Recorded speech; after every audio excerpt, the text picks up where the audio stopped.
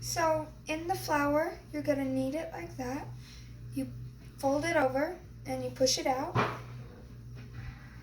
And you keep rotating it.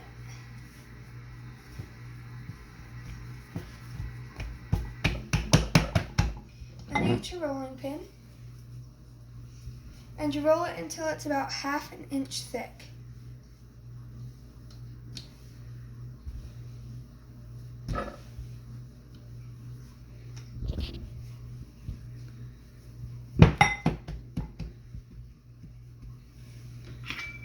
Now you just cut out the shapes. You put it down and you roll it around a little. Try to put it as close as possible so that you use as much dough as you can.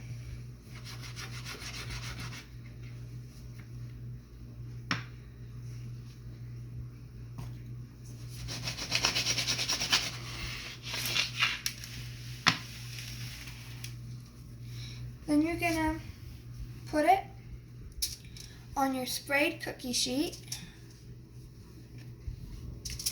and put them kind of far apart so that they don't go together. And then you'll continue this process with the rest of your dough.